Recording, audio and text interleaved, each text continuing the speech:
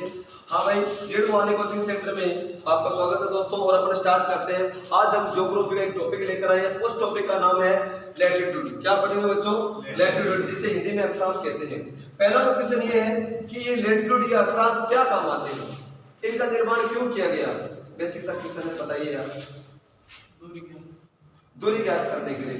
देखो भैया, पहले तो अपन पढ़ेंगे इनका कार्य, अक्षांशों की सहायता से क्या काम आते हैं, अक्षांश क्या कार्य करते हैं। और देखो, उससे पहले एक क्वेश्चन आया हुआ है कि यहाँ से चाहे एनडीए का एग्जाम हो, चाहे अपने आर्मी का हो, चाहे वाई ग्रुप का क्वेश्चन आते हैं यहाँ से, तो हम देख लेते हैं। पहले एक डायग्राम तैयार करते हैं बच्चों। लैटिट्यूड को पढ़ने से पहले अपन चलते हैं मैप पर। मैप मानचित्र। पहला क्वेश्चन आप लोगों से ये है, मैप क्या काम आते हैं, मैप क्यों बनाया गया, मैप की क्या आवश्यकता पड़ी? तो आप बताइए, मैप क्या काम आते हैं? ठीक है, आप बताइए। आपसे एक क्वेश्चन भी अपने पेपर सेट पे देखते हैं, क्वेश्चन भी मिलेगा आप लोगों को। मैप क्या काम आते हैं? मैप आते हैं बच्चों, एक तो सबसे पहले दिशा, डायरेक्शन, ठीक है, डायरेक्शन मेजर करने के लिए। दूसरा डिस्टेंस मेजर करने के लिए, मतलब दूरी ज्ञात करने के लिए। तीसरा हाइट मेजर करने के लिए। तो मैप की सहायता से अपन क्या डायरेक्शन का पता लगा सकते हैं, दो देशों के मध्य दूरी कितनी है उसे पता लगाया जा सकता है, और तीसरा हाइट मेजर कर सकते हैं। तो मैप की सहायता, मैप क्या काम आते हैं आपको सर उपरोक्त सभी आप क्वेश्चन मिलेगा आप लोगों को, ठीक है। तो अब देखो बच्चों, मैप, पहला क्वेश्चन ये, फादर ऑफ मैप किसे कहा जाता है? मानचित्र का पिता, फादर ऑफ मैप। मैप किसने बनाया था? अरेंजी मेंडर के द्वारा। कौन कौन बच्चों? अरेंजी मेंडर के द्वारा मैप का निर्माण किया गया, ठीक है। Father of map Anaximander. अब देखो मैप को, अब इसके बारे में ये बताओ आप कहोगे सर डायरेक्शन कैसे मेजर करते हैं, बताइए। ये मैप है अपने साथ, मैप को हम बोर्ड के ऊपर शो कर सकते हैं। क्यों ये बोर्ड है नंबर 2 डायमेंशन है। मैप क्या होता है? 2 डायमेंशन, 2D होता है, लंबाई और चौड़ाई, 2 दिशाएं। तो देखो लंबाई और चौड़ाई। अब बताओ बच्चों कि मैप के अंदर दिशा का पता कैसे लगाया जाता है, आप बताइए। इसके अंदर कौन कौन सी दिशा बताइए आपको? सर टॉप में हमेशा कौन सी दिशा होती है? नॉर्थ, उत्तर दिशा होती है। और बॉटम में हमेशा साउथ, ठीक है ना, दक्षिण। ऊपर नॉर्थ, यहाँ पर साउथ, और इधर वाली ईस्ट, और ये बोले तो ये तो आ गई पूर्वी दिशा, और ये आ गई पश्चिमी दिशा, और ऊपर वाला उत्तरी और नीचे वाला दक्षिण। तो दिशा का पता लग गया। अब इसके अंदर पढ़ेंगे अपन लैटिट्यूड और लॉन्गिट्यूड, सारी चीजें। तो पहला तो हो गया काम अपना, अपने डिस्टेंस सॉरी दिशा कैसे ज्ञात करते हैं मैप की सहायता से, तो ये हो गया। अब मैंने जब आपको वर्ल्ड की ज्योग्राफी पढ़ाई थी, तब मैंने आपके एक तारे के बारे में बताया था कि ध्रुव तारा किस दिशा को इंडिकेट करता है, बताइए। ध्रुव तारा हमेशा उत्तर दिशा को क्या करता है? इंडिकेट करता है। ध्रुव तारा हमेशा कहां दिखाई देता है? उत्तर दिशा में। तो पहले हमारे पास में अब दिशा का ज्ञात कंपास नॉर्थ साउथ, ये चीज नॉर्थ में काम करता है, तो कंपास उसी के ऊपर बनाया गया था, ध्रुव तारे के ऊपर। तो आपसे क्वेश्चन पूछा जाए कि ध्रुव तारा हमेशा कौन सी दिशा को दिखाता है? नॉर्थ दिशा को। ध्रुव के ऊपर आपको मैंने तारे पर एक कहानी भी बताई थी, ध्रुव तारा का निर्माण कैसे हो, ध्रुव कौन था? ध्रुव देखो भैया एक भगवान का भगत था, कसर भगत, एक राजा हुए थे इतिहास के अंदर हमारे। और उनके देखो बच्चों, एक तो रानी थी, पहले राजा कई शादी करवाते थे। तो जब क्या राजा ने दूसरी शादी करवाई तो नई रानी आई ना, तो नई रानी ने बोला राजा को, देखो जब इस महल में या तो मैं रहूंगी या फिर मेरी वो जो आपकी दूसरी बड़ी रानी है ना वो रहेगी, दोनों में से। तो उन्होंने कहा यार नई वाली आई उसको तो रखना ही पड़ेगा, ठीक है। पुराने वाले को कहा कि आप चलिए। तो लेकिन देखो भैया वो बहुत ही कि पतिव्रता कह सकते हो नारी थे। उन्होंने कहा कि आपके लिए अलग महलों का निर्माण करवा दिया जाए, नगर के बाहर आप वहां रह लीजिए। तो उन्होंने कहा ठीक है, जैसे आपकी आज्ञा पतिदेव, ठीक है। अब वो चली गई वहां पर, और वहीं पर उनका एक छोटा बच्चा था, वो भी अपने साथ बच्चे को ले गई। अब भैया उसी बच्चे का नाम क्या था? ध्रुव। अब देखो, अब राजा को तो उस मतलब रानी से प्यार भी था और बच्चे से बहुत लगाव भी था। अब होते तो नई रानी आ गई तो प्रॉब्लम तो होती है, ठीक है। ये चीजें दो तो एक साथ, ठीक है ना। तो वही बात है भैया, एक ही महलों में कैसे रहेगी, लोग लड़ाई करेंगे आपस में, इससे बड़ी अलग महल बना दिया। अब क्या है कि जो बड़ी वाली रानी थी वो बहुत ही पतिव्रता मतलब लेडीज थे, अपने बच्चों को बहुत ज्यादा मतलब पढ़ाना, उनके संस्कार बहुत अच्छे थे। अब उसकी बात है, कुछ समय बीता, साल 2 साल, अब वो बच्चा थोड़ा बड़ा हुआ, उसकी एज हो गई 4 से 5 साल। अब वो बोलता है पापा मम्मी मैं पापा के पास जाऊंगा। तो पापा कहाँ रहते हैं, उनको पता था, कभी कभार तो राजा तो देख ही जाता था, कहा बेटा ये इतना बड़ा हो गया जो ये। तो उसने कहा बेटा पापा वहां रहते हैं, कभी पापा के पास जाना है मेरे को ये वो। तो एक बार की बात है, मम्मी थोड़ी काम कर रही थी और वो उठा भागा, कहाँ पर, पापा के पास।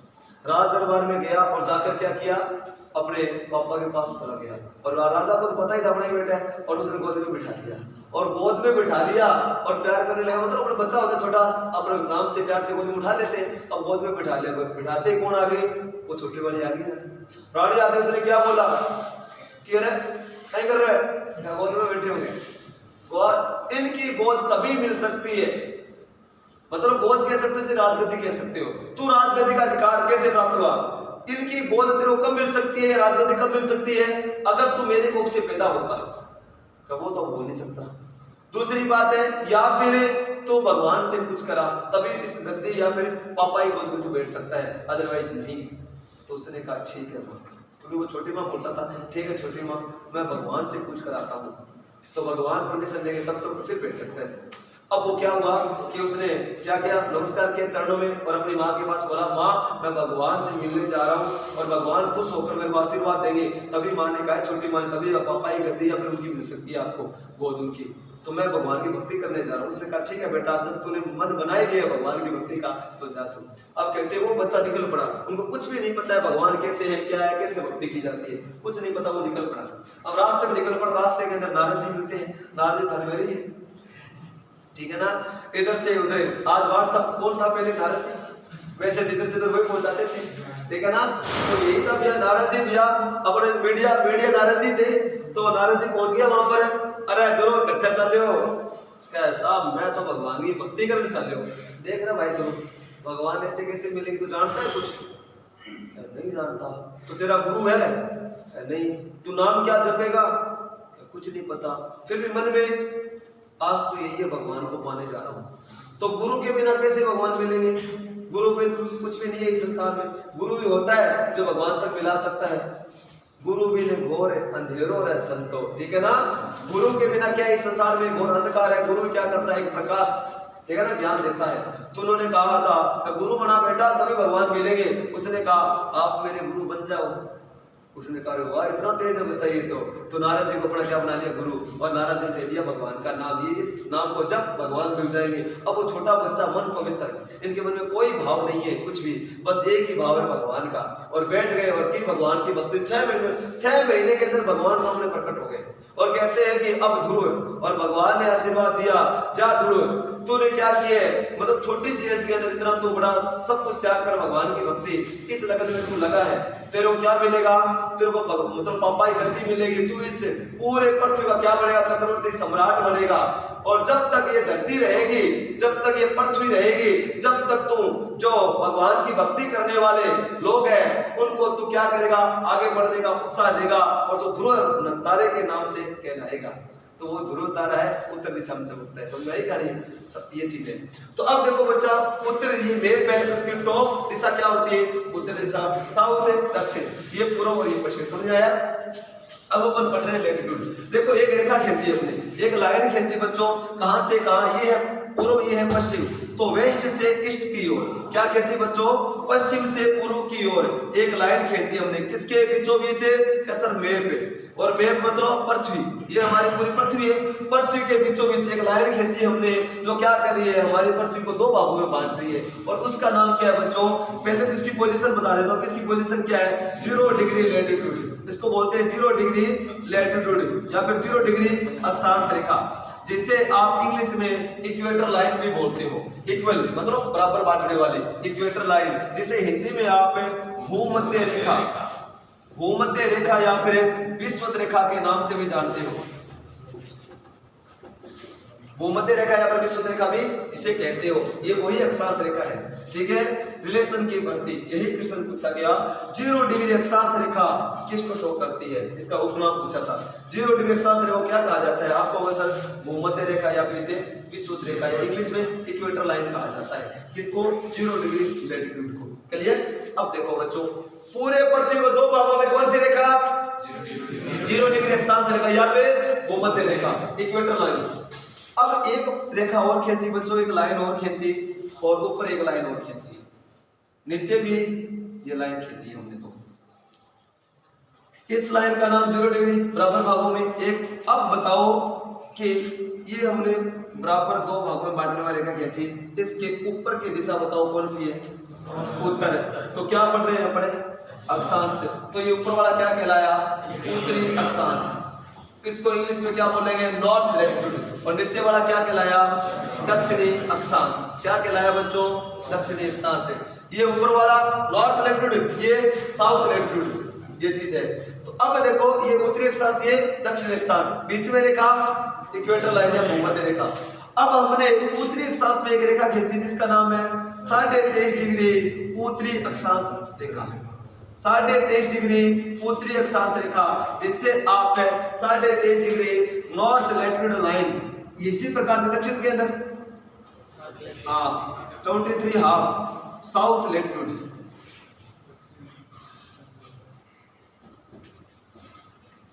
ऊपर वाला 66.5 डिग्री उत्तरी अक्षांश, नीचे वाला 66.5 डिग्री दक्षिणी अक्षांश। ठीक है बच्चों। अब देखो इनके नाम बताता हूं आप लोगों को। 23.5 डिग्री उत्तरी अक्षांश को क्या कहते हैं बच्चों, आपको अवसर इन्हें कर्क रेखा भी कहा जाता है, और दक्षिण में उसको मकर रेखा, इसे मकर रेखा कहते हैं बच्चों। इसको क्या बोलते हैं, आर्कटिक रेखा, और इसका नाम नीचे वाले का अंटार्कटिक रेखा। अब की बार एनडीए के अंदर कुछ नहीं, यही से आया था, इनका नाम पूछा गया था बाउंड्री, मतलब इनका कर्म। इनको आपको वैसे इनकी जो पोजीशन दे दी ये सामने, कई बार क्वेश्चन आता है ये है, इनको आप इंग्लिश में बताता हूं अभी। ठीक है, ये क्या 23.5 डिग्री उत्तरी अक्षांश मतलब नॉर्थ लैटिट्यूड, और जिस तरह ये इसको क्या बोलते हैं, ट्रॉपिक ऑफ कैंसर, इसको बोलते हैं ट्रॉपिक ऑफ कैंसर, इसको ट्रॉपिक ऑफ कैप्रिकॉर्न, इसको बोलते हैं आर्कटिक लाइन, इसको बोलते हैं अंटार्कटिक लाइन। ये चीज है बच्चों, ठीक है ना। अब देखो ये चीज, ये इनको आपको बनानी पड़ेगी, पूरा मैप बनाना पड़ेगा, ठीक है ना। तो अब एक बार वापस समझ लो फटाफट। अपन पढ़ रहे हैं अक्षांश। अक्षांश हो गया तो सबसे पहले अपन पढ़ते हैं मैप। मैप का क्या काम है आपको मैंने बता दिया, दिशा बताना, दूरी ज्ञात करना, मतलब ऊंचाई ज्ञात करना, ये चीज है। सर दिशा कैसे पता लगाते हैं, तो हमने एक मैप बनाया, मैप के अंदर टॉप दिशा क्या होती है बच्चों, उत्तर दिशा होती है, नीचे दक्षिण, इधर पूर्व और ये पश्चिम। हमने क्या किया, पश्चिम से पूर्व की ओर एक मतलब रेखा खींची जो क्या करती है, पूरे मैप को दो भागों में बांटती है। इसी का नाम क्या रखा, 0 डिग्री अक्षांश रेखा, इसे ही भूमध्य रेखा या फिर विषुवत रेखा कहा जाता है। फिर देखो ऊपर वाला हिस्सा क्या कहलाया, उत्तरी अक्षांश, दक्षिणी दिशा की तरफ ये दक्षिणी अक्षांश कहलाया, मतलब साउथ लैटिट्यूड, ये नॉर्थ लैटिट्यूड। हमने एक रेखा खींची जिसका नाम है 23.5 डिग्री नॉर्थ लैटिट्यूड लाइन, जिसे अपन 23.5 डिग्री उत्तरी अक्षांश रेखा, जिसे कर्क रेखा या फिर ट्रॉपिक ऑफ कैंसर कहते हैं। उसी प्रकार दक्षिण के अंदर जिसे मकर रेखा या फिर ट्रॉपिक ऑफ कैप्रिकॉर्न कहा जाता है। इसका लाइन 66.5 डिग्री उत्तरी अक्षांश, जिसे आर्कटिक रेखा, और इसका अंटार्कटिक रेखा। ये चीज है बच्चों, समझ में आ गया सारा। ये एक तो पूरा मैप बनाना है, उसके बाद में आगे समझते हैं। देखो भैया एक क्वेश्चन आता है, भारत को दो भागों में कौन सी रेखा डिवाइड करती है, तो आपको ऑप्शन कर्क रेखा। क्या बच्चों, कर्क रेखा। बोले तो ट्रॉपिक ऑफ कैंसर। भारत के बीचों बीच कौन सी रेखा, ट्रॉपिक ऑफ कैंसर, कर्क रेखा गुजरती है। एक क्वेश्चन आता है, कर्क रेखा भारत के कितने राज्यों से गुजरती है बच्चों। देखो बच्चों, कर्क रेखा भारत के 8 राज्यों से गुजरती है। कर्क रेखा भारत के 8 राज्यों से गुजरती है, और वो 8 राज्य कौन कौन से, अब आपको मैं मैप, अब मैप देखो, अपना मैप निकालो। अब देखो मैप के अंदर आप देखोगे ये जो लाइन है, ये देखो भैया, ये जो लाइन है ये है कर्क रेखा। ये देखो भारत के 8 राज्य हैं, यहाँ से बच्चों आप स्टार्ट करोगे, सबसे पहले गुजरात, गुजरात के बाद में राजस्थान, फिर एमपी, फिर छत्तीसगढ़, फिर झारखंड, फिर पश्चिम बंगाल, फिर त्रिपुरा और फिर मिजोरम। ये 8 राज्य हैं जहां से कर्क रेखा गुजरती है। तो आगे ना समझ में चीज, ये क्वेश्चन भी मोस्ट इंपोर्टेंट है और यूपीएससी के अंदर भी आया हुआ है। ये ध्यान रखना, क्वेश्चन ऐसे भी ऐसा पूछा गया था कि कर्क रेखा भारत में किस राज्य से नहीं गुजरती, तो आपको 8 का पता होगा तो कोई दिक्कत ही नहीं है। ठीक है, तो ये मोस्ट इंपोर्टेंट क्वेश्चन है, तो आप क्या करो, इनके नाम लिख लो बच्चों। तो फटाफट देखो फिर और समझाता हूं मैं, ठीक है। हाँ तो ये बनाओ फिर आगे बढ़ते हैं अपन। देखो आगे अपन इन्हीं अक्षांशों के टॉपिक को बढ़ाते हुए देखो बच्चों, जब यहाँ तक अपन ने पढ़ दिया था, अब आपको सर अक्षांश जी का आपने बता दिया सारी चीजें, ये काम क्या आते हैं, इसका कार्य क्या है। तो बच्चों कार्य अपन ज्ञात करने के लिए सबसे पहला तो काम ये है, अक्षांश या लैटिट्यूड की सहायता से सर दूरी ज्ञात करते हैं। क्या? डिस्टेंस मेजर करना, दूरी ज्ञात करना। आपको किसे दूरी किससे ज्ञात करते हैं ये बताइए आप। देखो बच्चों इसको समझने के लिए आप चलो पहले ग्लोब के ऊपर। ग्लोब आपने सबने देखा होगा, ग्लोब क्या होता है? 3D होता है, 3 डायमेंशन। पूरी पृथ्वी को अपन अलग अलग देख सकते हैं पोजीशन में क्या है क्या नहीं। उससे पहले अब देखो अपन चलते हैं ग्लोब। ग्लोब बनाए एक मिनट में, देखो ओ देखो बना देगा ग्लोब। ग्लोब में कितना टाइम लगे है,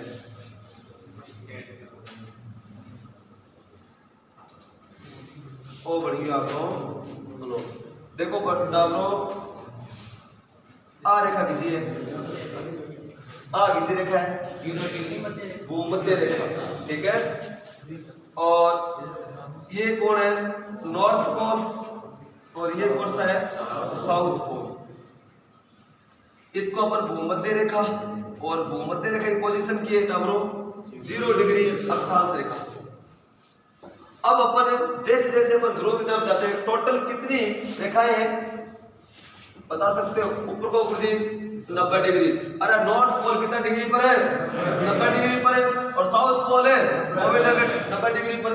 तो इसको बोलते हैं नॉर्थ पोल है अपने 90 डिग्री नॉर्थ है लैटिट्यूड। इसको बोलते हैं 90 डिग्री साउथ है लैटिट्यूड। इसको दक्षिणी ध्रुव, इसको उत्तरी ध्रुव भी कहा जाता है बच्चों। इसको क्या कहा जाता है? उत्तरी ध्रुव। और इसको क्या कहा जाता है? दक्षिणी ध्रुव। ये चीज है। ये देखो ये ग्लोब बन गया अपना, हो गया ना तैयार। अब पहला तो क्वेश्चन आप कहोगे sir father of globe, globe का पिता कौन है? किसने बनाया था ग्लोब? मैप तो किसने बनाया था? अलेक्जेंडर मेंडल ने। ग्लोब किसने बनाया? मार्टिन बेहम के द्वारा। ग्लोब किसने बनाया बच्चों? मार्टिन बेहम के द्वारा बनाया गया था ग्लोब। पहला तो ये क्वेश्चन। दूसरा क्वेश्चन है आपसे, जब ये बना लिया तो 2 क्वेश्चन और बता देता हूं आपको। नॉर्थ पोल पे जाने वाला, उत्तरी ध्रुव पर जाने वाला पहला व्यक्ति रॉबर्ट पीरी, ठीक है ना? कौन बच्चों? रॉबर्ट पीरी। उत्तरी ध्रुव पर जाने वाला पहला व्यक्ति, नॉर्थ पोल पर जाने वाला पहला व्यक्ति रॉबर्ट पीरी, और साउथ पोल पर जाने वाला पहला व्यक्ति एमंडसन। और आपको सर रॉबर्ट पीरी कहाँ का था? यूएसए का। और एमंडसन कहाँ का था बच्चों?